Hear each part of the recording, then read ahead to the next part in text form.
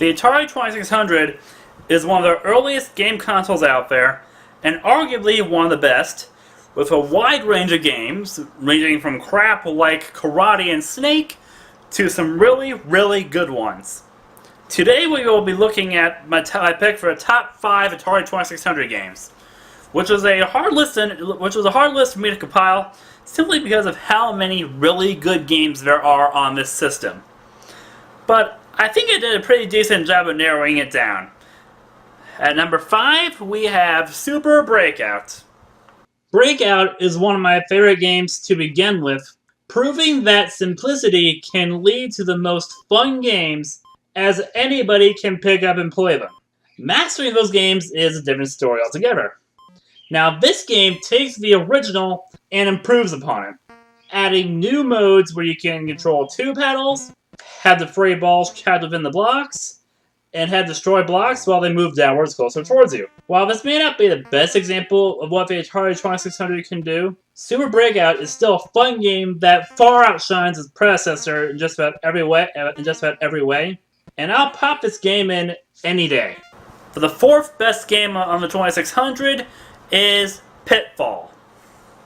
This game is one of the earliest games developed by Activision, along with being one of the first platformers, especially on home consoles. Like most platformers, you move to the right while dealing with various obstacles and challenges, such as barrels, pits you have to swing over, rivers you have to swing over, disappearing pits and rivers, fire, and let's not forget the crocodiles. The crocodiles!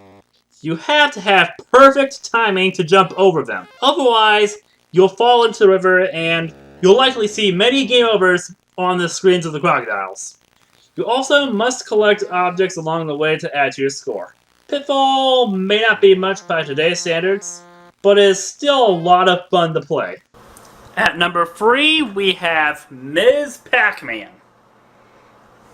Let's face it, Pac-Man for the 2600 sucked and was not very faithful to the arcade original, turning one of the most influential games of all time into a rather mediocre and unfinished maze game.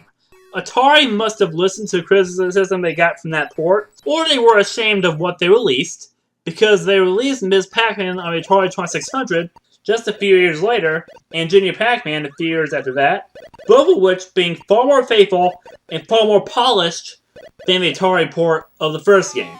The only major change in Junior Pac-Man's case being that the maze scrolls vertically instead of horizontally.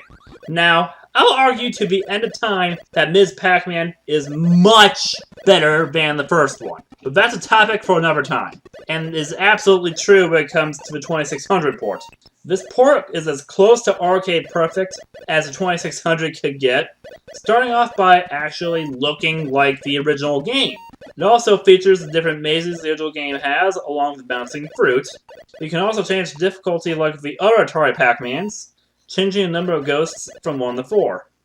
The fact that they're able to get an almost arcade-perfect port here just proves that the Atari port, the original game, was a cheap effort and was likely to cash in on the popularity of Pac-Man. The second best game on the Atari 2600 is Berserk.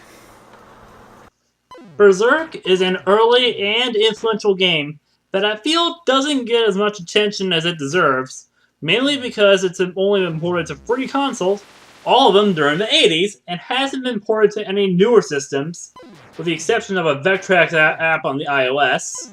The only thing coming close being its sequel Frenzy, ending up on the Coleco Flashback console.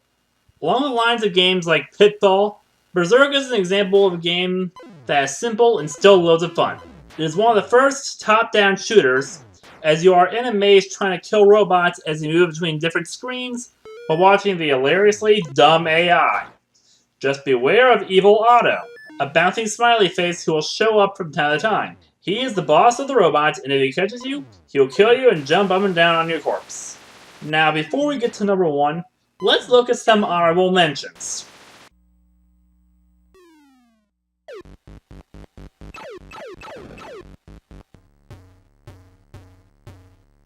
And finally, the best game on the 2600 is Yars Revenge.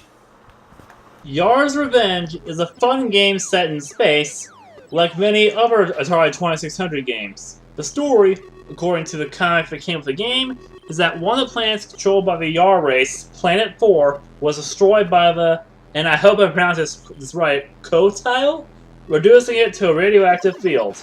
You play as a recruit for the Yar army and have to destroy the Kotile. You must shoot the protective barrier around the Kotile to expose it, and then come into contact with it to prepare the cannon to destroy it. At the same time, you must avoid a line that's supposed to be a destroy missile. This is Atari, just take the developer's word for it and use your imagination. You're supposed to play as a fly after all. The game has one of the earliest examples of an Easter egg, which is seen when you destroy the Kotile as it is coming after you. The Easter egg is the initials of the developer, Howard Scott Warshaw, throwing his name in as this was during a time when developers were not credited. In case you're wondering, yes, this is the same Howard Scott Warshaw who developed the infamous E.T. game, the mediocre at best game that is called the worst game ever, even when it isn't even close. Not by a long shot. So next time you see someone call him a bad developer in an E.T. review, bring up Yars Revenge. I hope you enjoyed this list. If you did, feel free to like and subscribe. I have a few special videos planned for the holidays that are holiday themed. But after that, I might cover some more Atari stuff, as well as other gaming-related stuff, and possibly movie-related stuff, such as the best arcade ports on the 2600. Well, until then,